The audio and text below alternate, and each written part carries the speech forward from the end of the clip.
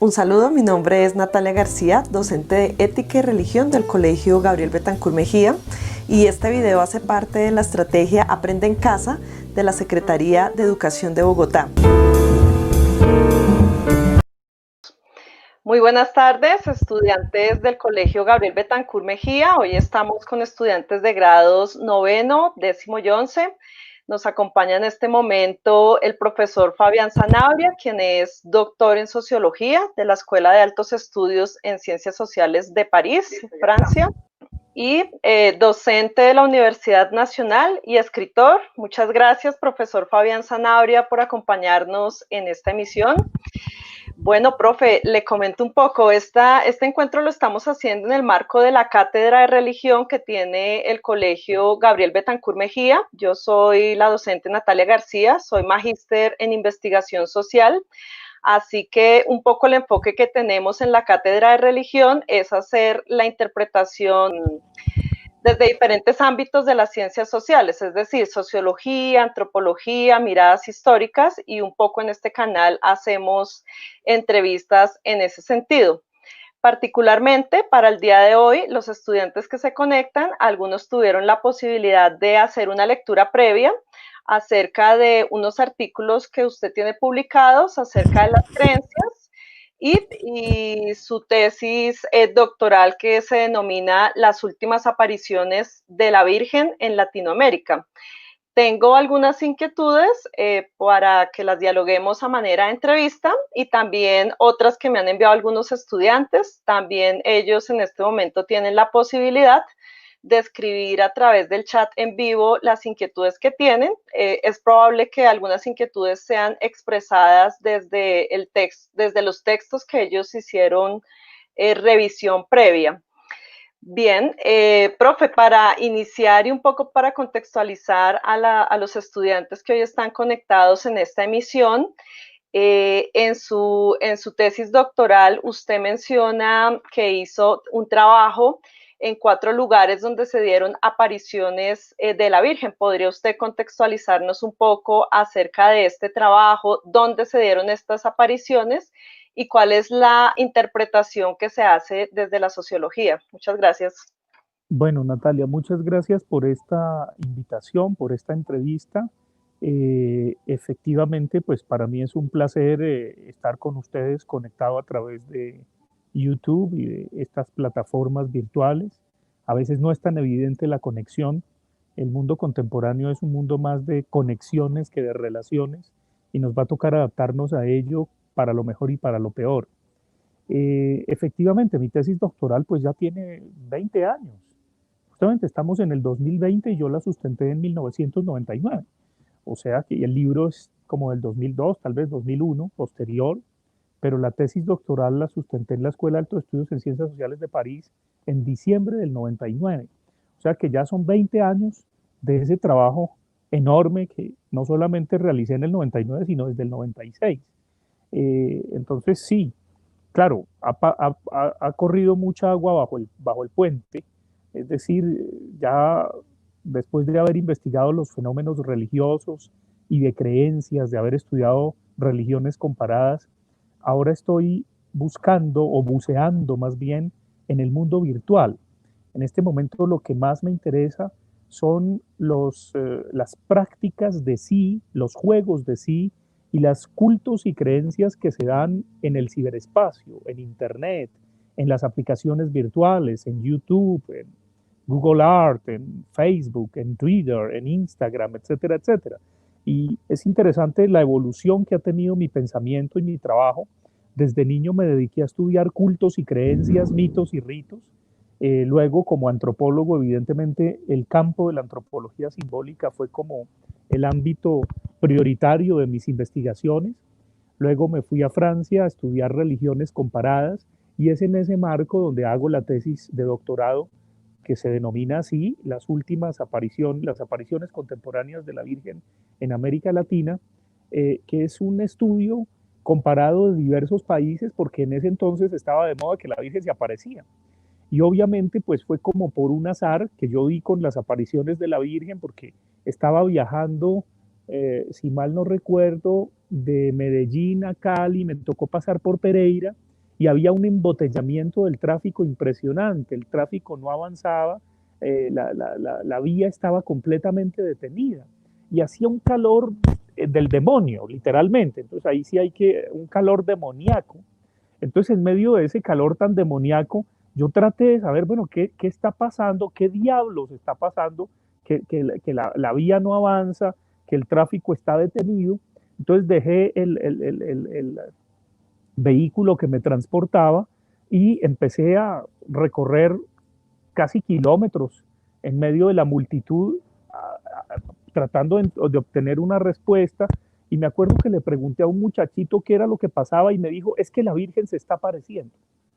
Entonces atravesé cientos de carros, buses y camiones y eso que me dijo este muchacho pues me dejó completamente desconcertado, es que la Virgen se está apareciendo. Entonces cuando uno se encuentra con una escena de esa naturaleza, es tan macondiano, es tan García Marquiano eso, que Sí, obviamente pues uno va a ver cómo es la vaina. Entonces me olvidé de mi viaje, me olvidé de todo y me fui a ver la tal aparición de la Virgen.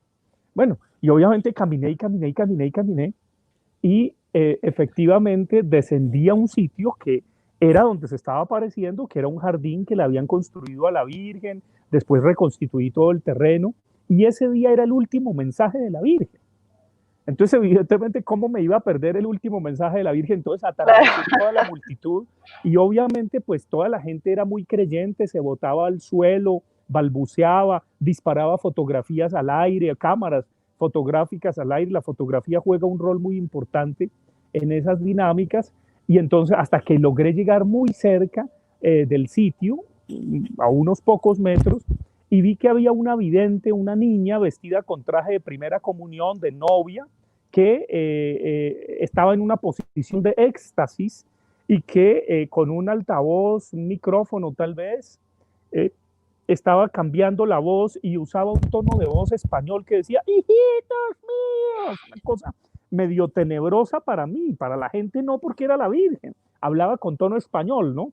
Era extraordinario eso y muchos me decían que había milagros, que había conversiones, entonces yo me quedé ahí, pedí permiso a la institución donde trabajaba para hacer trabajo de campo y descubrí poco a poco que había como una especie de paquete turístico, porque la Virgen se estaba apareciendo en simultánea en otros escenarios. Como la Virgen tiene el don de la ubicuidad, cosa que los comunes mortales no tenemos, entonces obviamente se estaba apareciendo en Pereira, Colombia, eso fue en Pereira, al mismo tiempo se estaba apareciendo en Cuenca, en Ecuador, al mismo tiempo se estaba apareciendo en Huatusco, México, en Peñablanca, Chile, en San Nicolás, Argentina y en Betania, en Venezuela.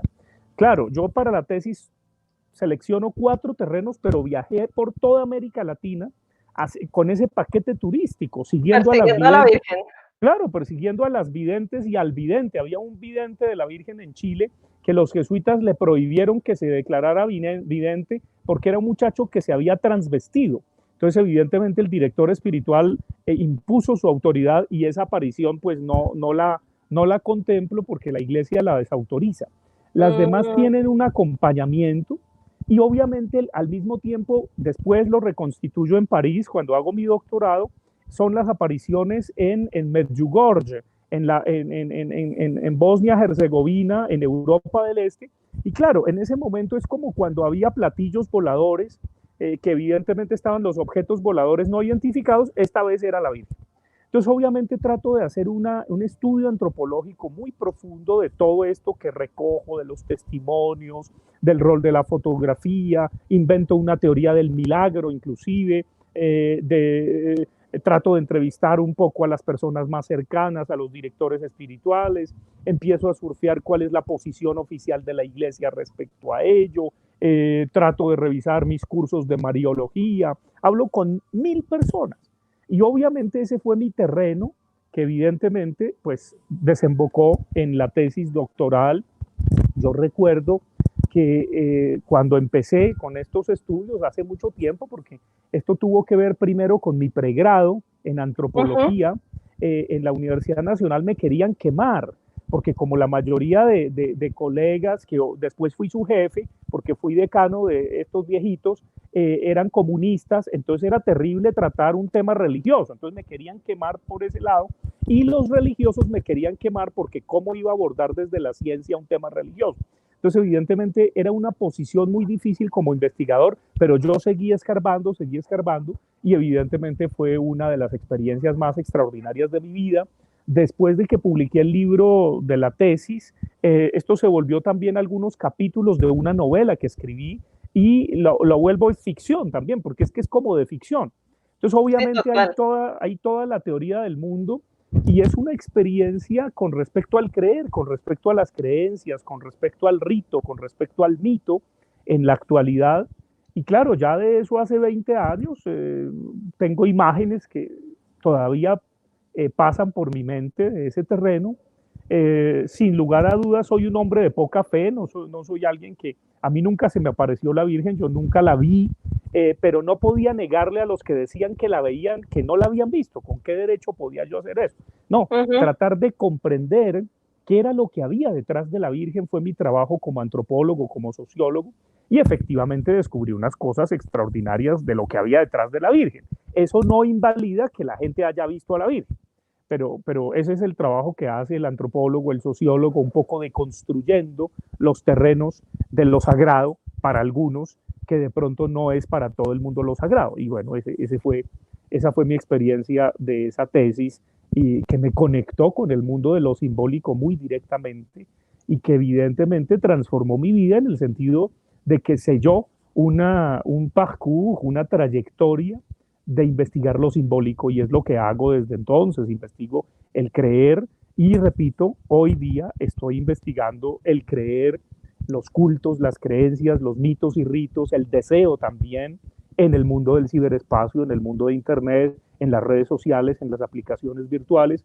Justamente termino esta entrevista y salgo para una conferencia que se va a llamar El amor en los tiempos del coronavirus.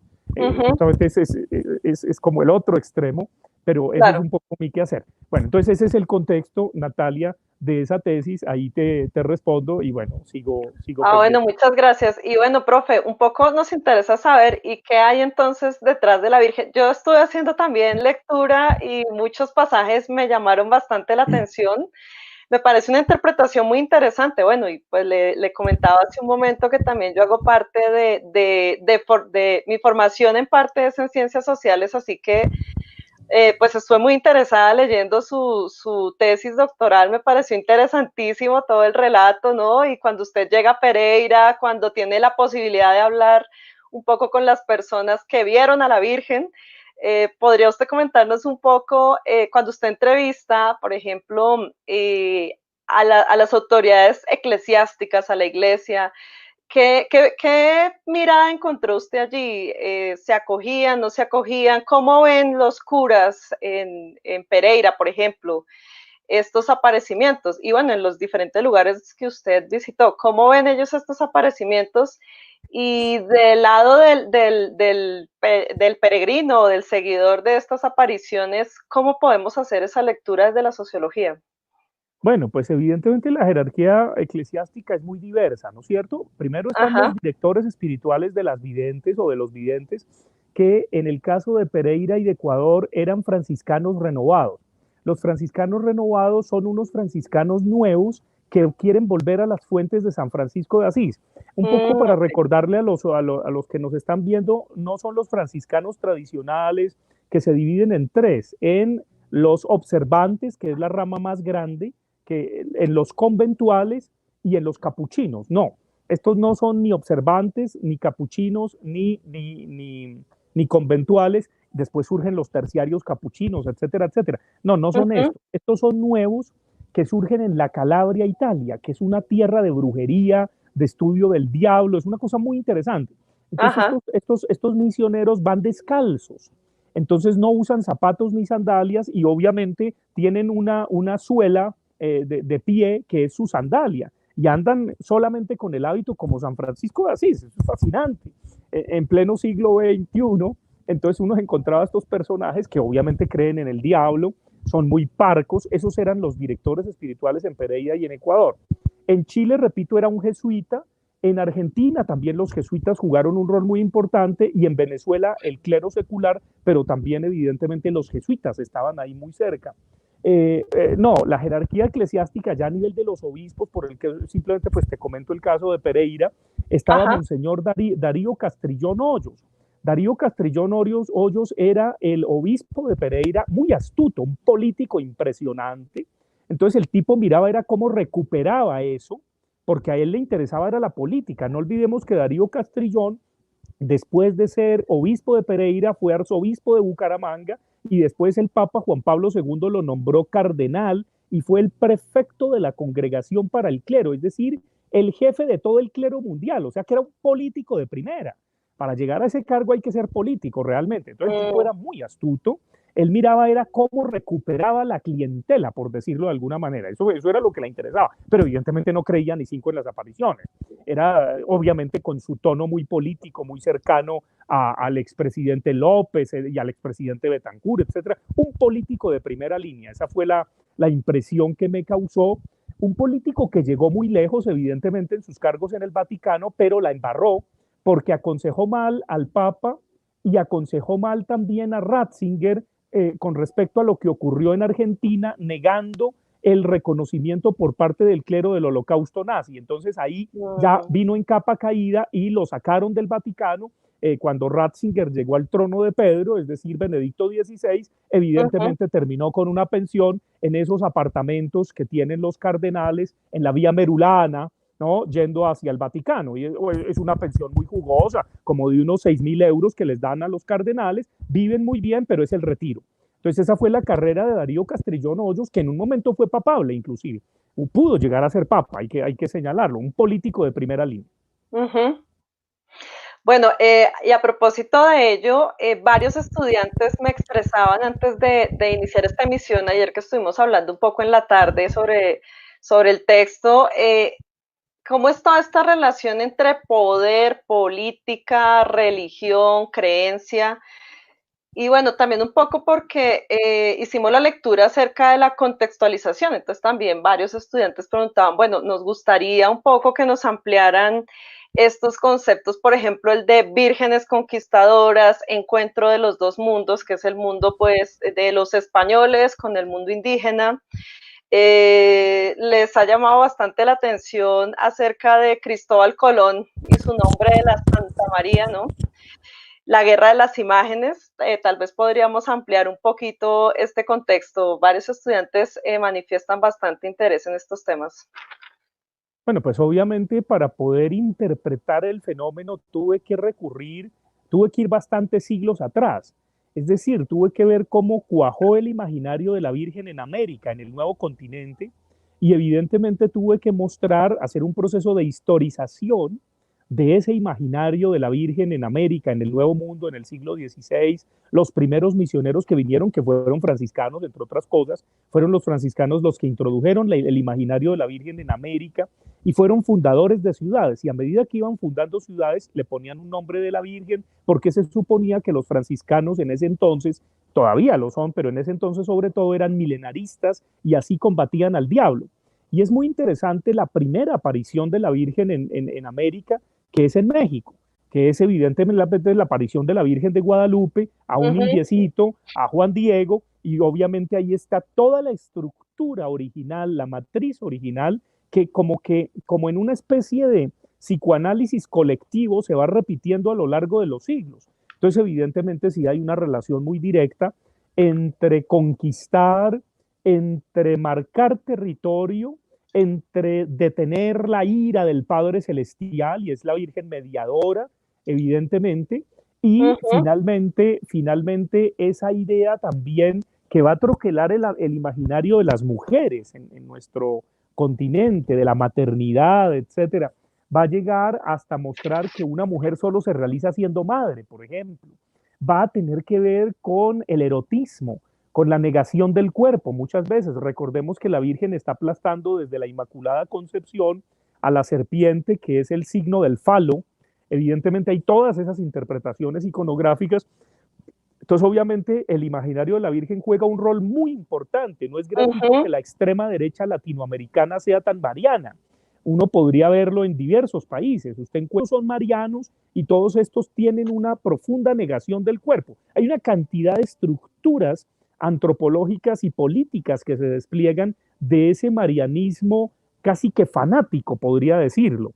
Eso no quiere decir que la Virgen no sea extraordinaria, maravillosa, como imaginario, etcétera, etcétera, pero también hay una lectura que permite comprender un modus operandi de ciertos individuos, un cierto temor al cuerpo, sobre todo. Ahí hay algo muy interesante y al final de la tesis justamente trato de mostrar cómo hasta qué punto podría haber una oposición entre feminismo y marianismo. Y yo digo que no necesariamente, que justamente lo que encontré en los terrenos que investigué es que es una falsa oposición, porque las mujeres se estaban empoderando gracias a la Virgen. La mayoría eran madres cabezas de familia y la mayoría se servía de la Virgen para que los maridos o los machitos que las habían abandonado volvieran y se convirtieran, para que los hijos rockeros que metían marihuana se convirtieran a la Virgen y se volvieran rockeros de la Virgen. Entonces era muy interesante cómo con ese nadadito de perro, cómo con esa agüita mansa, evidentemente las mujeres manejan de una manera extraordinaria a los hombres. Y eso me fascinó de las apariciones marianas. Es decir, eso hay de todo.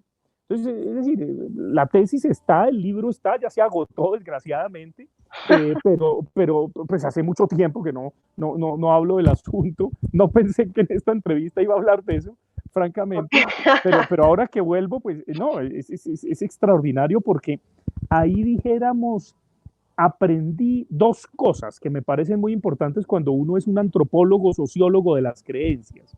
No basta con comprender la alienación del sentido, no basta con explicitar o con explicar la alienación del sentido, es decir, el sentido fundamentalmente está alienado, esa es una perspectiva muy sociológica, cuando uno muestra qué hay detrás de X, sino que hay que comprender el sentido de la alienación. Pongo un ejemplo. La mamá se va a cantar alabaré a mi Señor y gloria, gloria, aleluya, y es feliz allá en su secta protestante, en su iglesia garaje, da todos los diezmos, paga las ofrendas, etcétera, etcétera, y el hijo le reclama diciendo, mami, pero ¿por qué se va allá? Si allá la alienan, ese pastor se compró una camioneta, es un estafador, todo ese tipo de cosas. Esa es la alienación del sentido, pero el sentido de la alienación es que la mamá ya tiene un lugar, allá la reconocen, allá la llaman hermana María, allá evidentemente tiene un sentido su alienación. Entonces la perspectiva antropológica y sociológica de las creencias implica que no solo comprenda o explique la alienación del sentido, sino el sentido de la alienación. Y entonces evidentemente es un trabajo un poco más completo cuando uno trata de deconstruir qué hay detrás de, pero al mismo tiempo cómo ese detrás de completa al individuo, completa a los grupos, a las familias, a las personas, etcétera, etcétera. Bueno, y algo que me manifestaban los estudiantes en la conversación que tuvimos es por qué esta imagen de la Virgen se vuelve tan poderosa en tiempos de la colonización en América, porque bueno, claro, no sé, hubiera podido ser la imagen, qué sé yo, de San José, la de Jesús, pero esta es una pregunta bastante recurrente entre los estudiantes. Bueno, ¿qué sucedía allí, no? ¿Por qué esta imagen y no otra? También me expresaban los estudiantes cómo, pues se supone que la Virgen es una sola. ¿En qué momento es que empieza toda esta cantidad de la Virgen de Guadalupe, la de la Concepción, aquí más cercano la Virgen de Chiquinquirá, etcétera? Entonces, bueno, ¿en qué momento? O sea, ¿qué pasa socialmente para que aparezcan todas estas vírgenes? Bueno, pues obviamente la Virgen se vuelve un emblema, se vuelve un símbolo, se vuelve, que es un poco lo que está en la estampa finalmente, y al volverse un símbolo, al volverse un emblema, evidentemente América se vuelve mujer, América es feminizada, y obviamente también ahí hay una ventaja que tiene el conquistador es el macho que llega a violar a la hembra y la mediadora es la Virgen. Eso es una cosa muy interesante que da para ambos lados. Y obviamente las vírgenes conquistadoras, a cuyo nombre, a cuyas advocaciones se nombran ciudades y se bautizan las ciudades con ese nombre de la Virgen, empiezan a constituir toda una parentela de la Virgen. Yo hablo de eso. Es decir, la Virgen de Chiquinquirá es prima de la del Perpetuo Socorro, la otra es sobrina de la otra Virgen del Pilar, la otra es otra prima de no sé qué, la otra es hermana. Hay una parentela imaginaria que la gente teje, un poco como en el paquete turístico que me encuentro en el siglo XX, cuando evidentemente no bastaba con ver las apariciones en Pereira, sino que se viajaba a Ecuador, a México, a Chile, a Argentina, a Venezuela. Y evidentemente descubrí que había unos libros que circulaban con una editorial y que había todo un paquete turístico que se montaba para ir a ver a la Virgen. Eso no. Y otros se iban a Europa del Este, a Medjugorje, evidentemente, y obviamente eso tiene sus finanzas, hay quien saca partido de eso, pero como todo es para servir a Dios, pues evidentemente todo se sublima ahí y se niega a la empresa económica. Eso no, pero indudablemente hay unos elementos económicos que juegan para que esto sea posible, ¿no? Claro. Bueno, aquí mirando en el chat, algunas personas han publicado preguntas. Por ejemplo, Sharon Flores dice, ¿por qué las iglesias ya no alcanzan a tener el total control institucional de las creencias? Bueno, porque evidentemente las iglesias son instituciones que se descomponen y se recomponen y ya no alcanzan a darnos todo el sentido de lo social.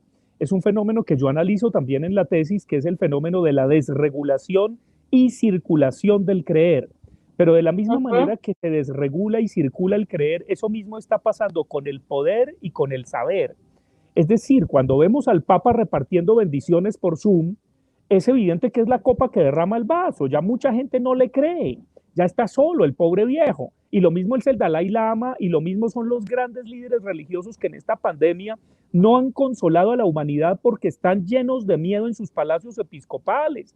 ¿Dónde están los apóstoles que podían tocar a los leprosos, un poco como San Francisco de Asís, y no les pasaba nada? Entonces, evidentemente están muertos de miedo. Lástima que los consejeros del Papa no lo hayan dejado ir a que enterrara algún muerto de coronavirus. Eso hubiera sido un signo publicitario muy importante para este Papa, pero desgraciadamente no lo aconsejan bien. Entonces, evidentemente, reparte bendiciones por Zoom. Lo mismo podemos decir de los grandes líderes religiosos, están escondidos de miedo en sus palacios episcopales, las iglesias están cerradas, y no solamente las iglesias católicas, sino evangélicas. Y esto es un crimen porque tenemos muertos en la calle y las iglesias cerradas. Entonces, ¿dónde está la caridad? Deberían abrirlas para transformarlas en hospitales, para acoger a la gente, con todos los protocolos de seguridad para que no se las contaminen, evidentemente. Pero muchas de estas iglesias, que son mega iglesias protestantes, pentecostalistas, evangelistas, son un negocio. Entonces, evidentemente es un negocio privado, deberían pagar impuestos. Eso sería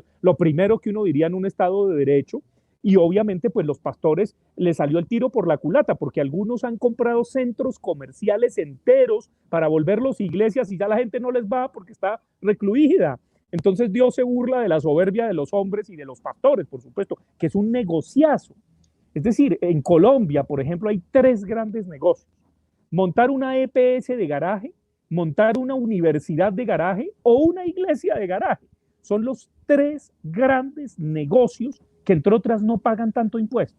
Entonces, evidentemente, claro, ya la gente no cree, y además, por ejemplo, las iglesias evangélicas es con el datáfono, que uno paga el diezmo o la donación, y obviamente los pastores se enriquecen de una manera extraordinaria y la gente no lo ve, y sobre todo que obedecen al pastor. El pastor puede decir por quién votar, cosa que los curas no tan directamente, evidentemente, pero no es gratuito que los políticos de extrema derecha se unan a los pastores protestantes, y cuando uno hace un análisis, creo que el colega William Mauricio Beltrán es un experto en mega iglesias, sobre todo en el Brasil y aquí, y uno ve obviamente Casas sobre la Roca, los pastores castellanos, y uno ve los nombres de estos personajes, Enrique Gómez y todos estos, que son verdaderas mega iglesias, que son monopolios de miles de millones de pesos que no pagan impuestos.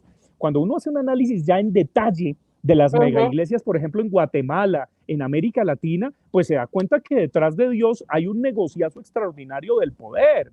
Entonces no es tan carismática la cosa, no son las lenguas de fuego que caen sobre uno, un poco como la gente ingenua creería que son unas palomitas las que se posan en las cabezas de los cardenales cuando ingresan a la Capilla Sixtina para elegir el Papa. No, es evidente que es política de la más refinada y es evidente que todo eso está ultra cuadrado. Si usted cree que es el Espíritu Santo el que sopla, pues evidentemente siga creyendo que a los hijos se lo trae es la cigüeña. Es exactamente, directamente proporcional a creer que es el Espíritu Santo el que elige el Papa, a que los niños los trae la cigüeña y a que el 24 de diciembre a medianoche llega Papá Noel y les pone los regalos en el árbol de Noel.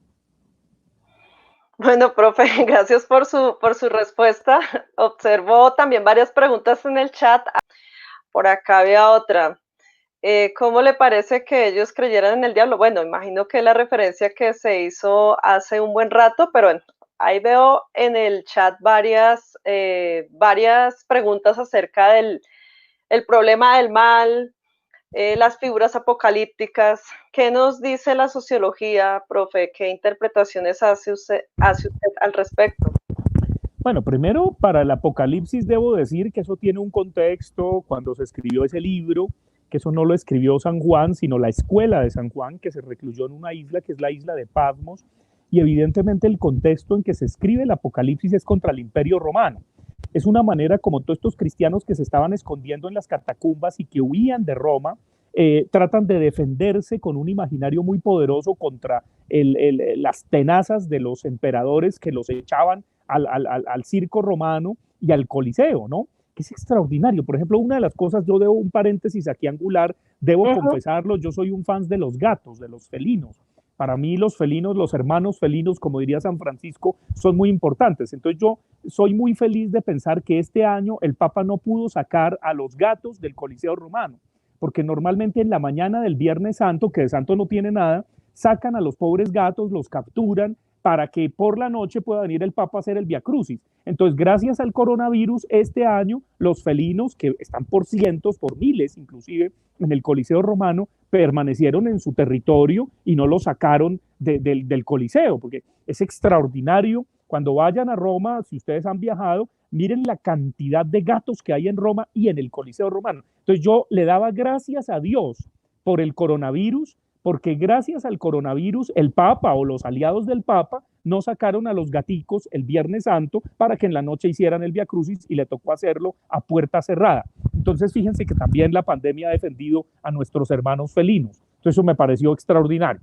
Volviendo aquí al tema, un poco a propósito del Apocalipsis, entonces fue la escuela de San Juan la que escribió eso para defenderse, y pienso en el Coliseo porque es que es ahí donde Nerón le echaba los leones a los cristianos. Es decir, también es por eso que obviamente luego el cristianismo se apropió de todos esos lugares, ruinas arqueológicas extraordinarias, porque ahí era donde sacrificaban a los cristianos. Entonces los cristianos están huyendo y se esconden en catacumbas, entonces para defenderse en el imaginario empiezan a delirar.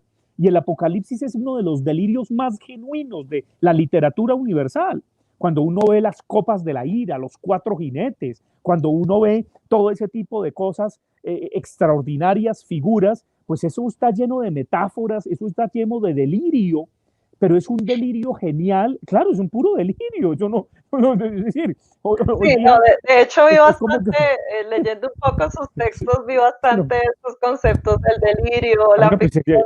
Pero es que no, es el delirium tremens, eso es fascinante. Es decir, yo creo que no hay que ver películas de Steven Spielberg ni los efectos especiales de Robocop, pues yo no, el dragón no sé qué. Léanse el Apocalipsis y ahí tienen el mejor guión escrito hace más de 1500 años, ¿no? Porque eso también está fechado y datado, obviamente, con todos los efectos especiales que ningún director cinematográfico podrá llevar a la pantalla. Pues eso lo produjeron los cristianos que muertos de miedo se escondían en las catacumbas y se inventaron el Apocalipsis a partir de mitos, de tradición oral y toda esa cosa.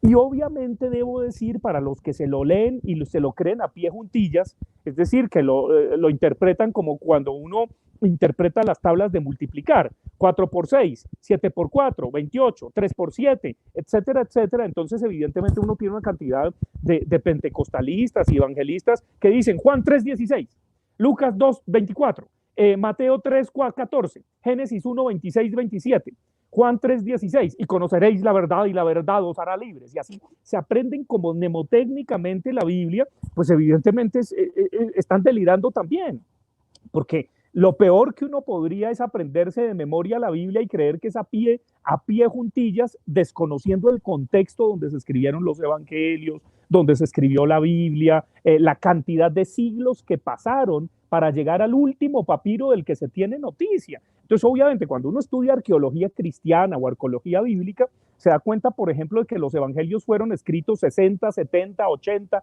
90 años de haber muerto el disque nazareno. Es decir, lo que está escrito que dijo Jesús ahí, pues no lo dijo Jesús, lo dice es el mito de lo que creen que dijo Jesús. Eso lo saben todos los curas que estudian teología. Lo que pasa es que se les olvida cuando se vuelven obispos o cuando los consagran como sacerdotes, pero es evidente que no hay nada más consecuente con el mito que el mito cristiano. Eso no invalida la creencia, no, al contrario, yo creo que una persona libre, que piensa libremente, entiende que está más allá del significado literal lo que están diciendo los evangelios o los textos sagrados. Pero lo mismo que pasa para el cristianismo pasa para el Bhagavad Gita, pasa para el Corán, pasa para los libros sagrados, el Popol Vuh, de todas las religiones. Es decir, son fascinantes delirios de la humanidad. Eso es genial, delirar. Yo no estoy en contra del delirio. Entonces, obviamente, para aquellos que se toman al pie en la letra el Apocalipsis y ya ven el fin del mundo, debo decirles lo siguiente. El fin de un mundo no es el fin del mundo.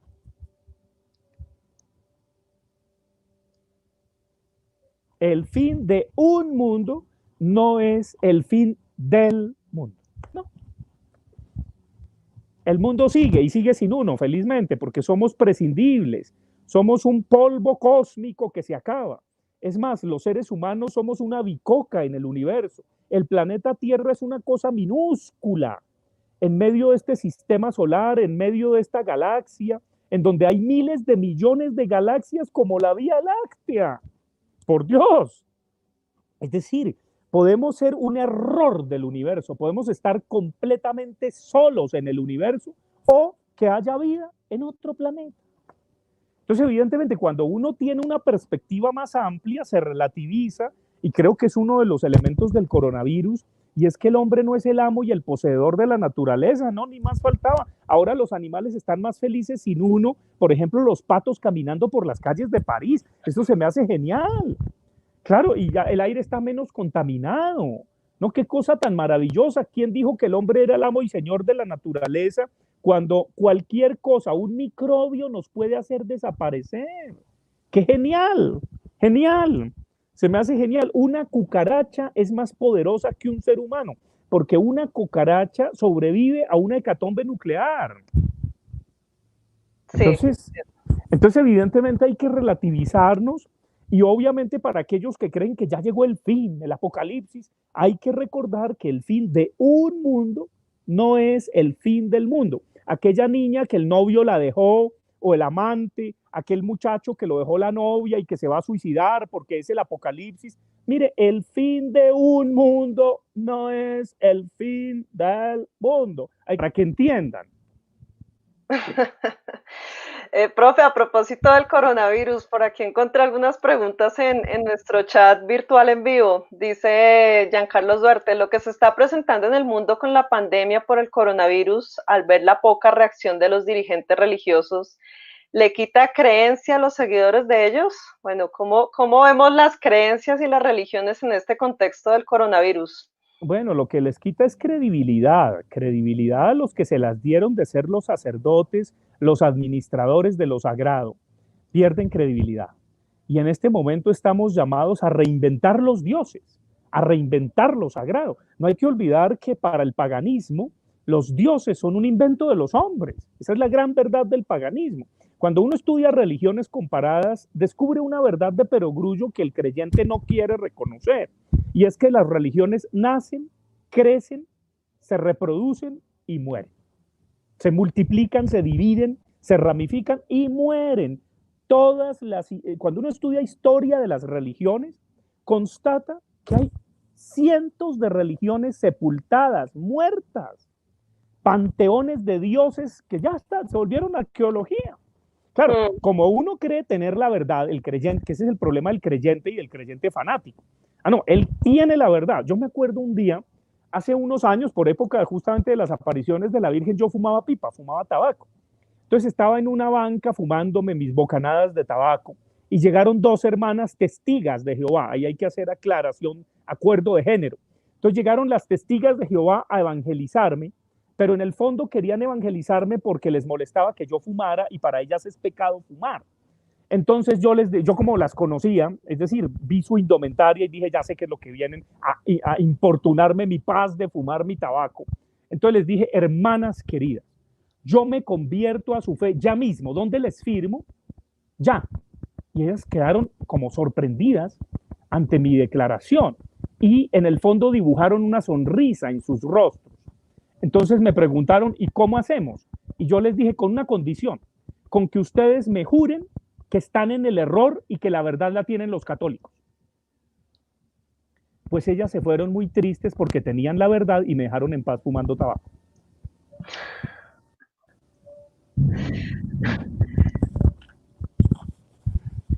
Entonces ese es uno de los problemas que ocurre con las religiones, como con política o como con el equipo de fútbol.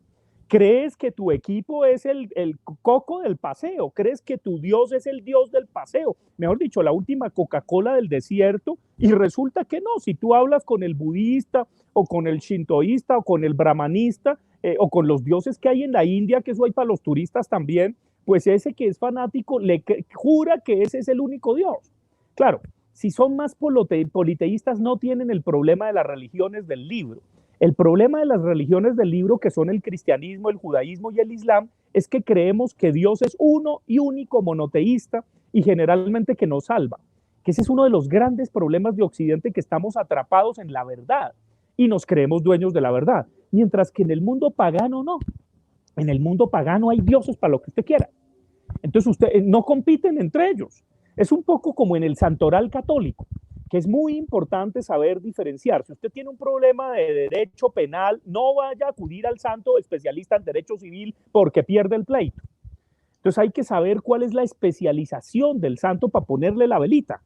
Usted no le vaya a pedir a San Antonio, qué sé yo, él sirve para hacer aparecer las cosas perdidas o para que recupere al novio. Entonces póngalo boca abajo y después de que lo ponga hasta que vuelva el novio y entonces lo vuelve y lo pone boca arriba, pero no le vaya a pedir, no sé, que se gane la lotería porque para eso no sirve San Antonio.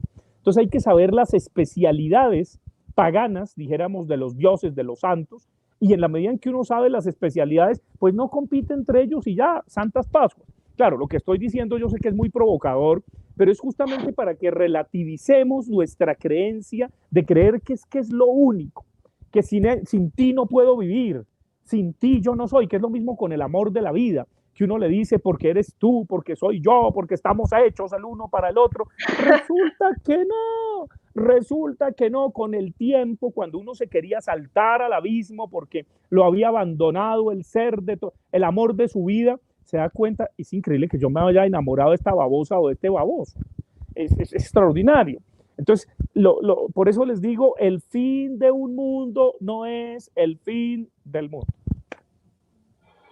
Sí, pues definitivamente con las religiones yo lo que observo es que cada religión pues tiene todo un constructo, digamos una creencia, que es como la creencia de cada uno, ¿no? Efectivamente, para el budista esa es su verdad.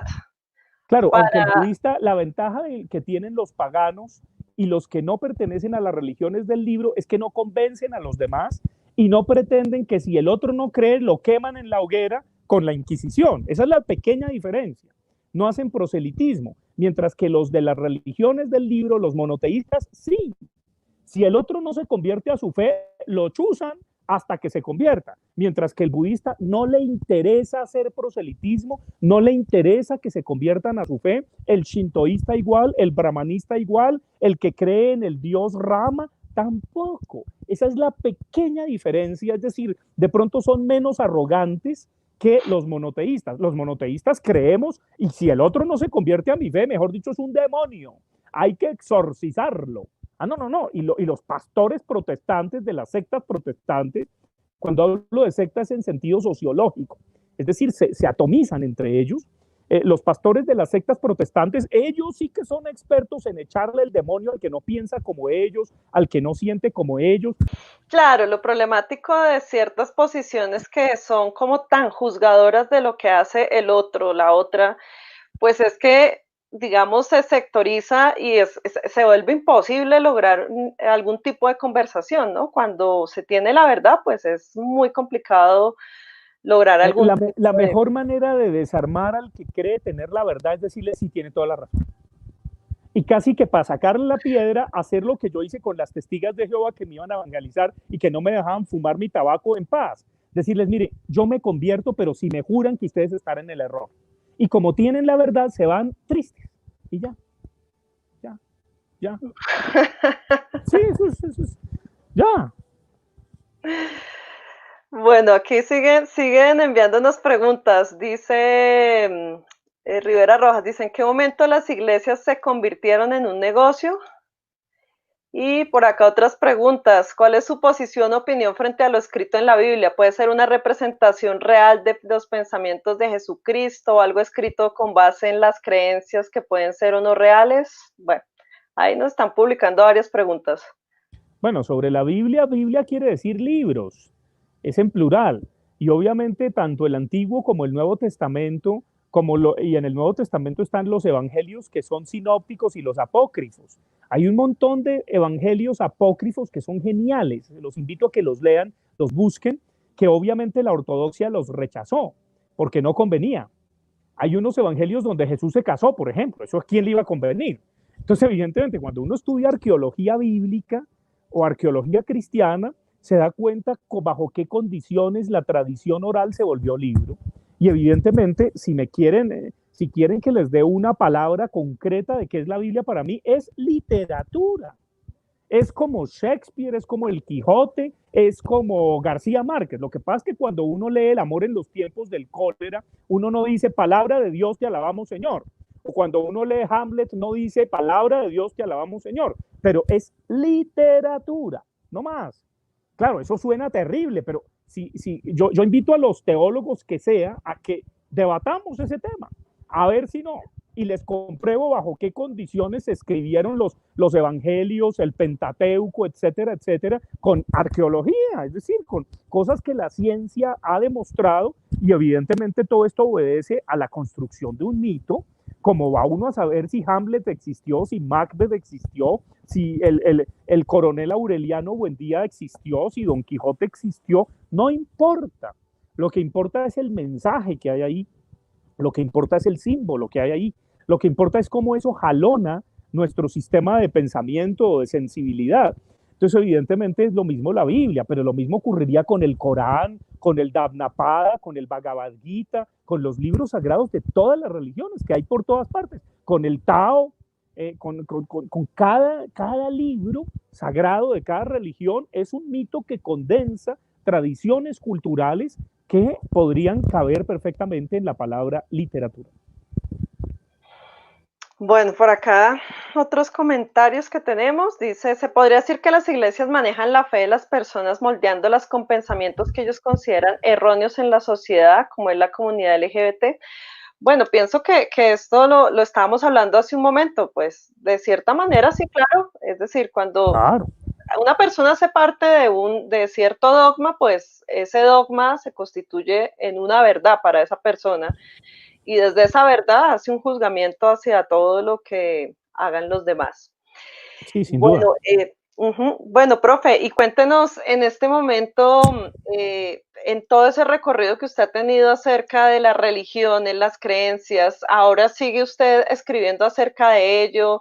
¿Sigue pensando futuras publicaciones al respecto? No, me dediqué a la literatura. He escrito varias novelas y en este momento estoy escribiendo dos novelas. Ahí llegó, mire, les quiero presentar a un ser maravilloso. Eso sí, no puedo dejar de presentárselos porque acaba de llegar. Mire, este es mi gato Abelardo. Este es el consentido de esta casa y Abelardo es el dueño de la casa. Entonces, es decir, nadie puede entrar en mi retosadero si no le pide permiso al Abelardo, porque es que uno se vuelve la mascota de ellos. Entonces, ese es Abelardo. Yo soy fan de los gatos. Sin gatos, sí no puedo. Es decir, si algo me demuestra que Dios existe, son los gatos. evidentemente.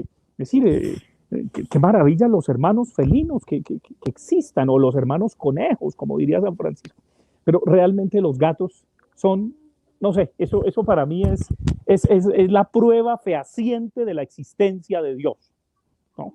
Los gatos. Bueno, pero volviendo acá, sí, me dediqué a la literatura. Entonces la literatura es inventar personajes, qué sé yo, y ahora estoy un poco con la conferencia que ahorita me toca seguir del amor en los tiempos del coronavirus, tiene que ver con un fenómeno que se va a multiplicar terriblemente, que es el fenómeno del amor líquido del que habla el sociólogo polaco recientemente desaparecido Zygmunt Bauman. Bauman. Ya no nos relacionamos, sino que nos conectamos y en cualquier momento podemos oprimir la tecla delete y desaparecer al otro. Entonces hay un fenómeno psicoanalítico que ha sido bastante explotado y explorado en las 2 últimas décadas, que ya existía evidentemente, pero que me ya está llamando mucho la atención, que es el fenómeno del perverso narcisista o la perversa narcisista también.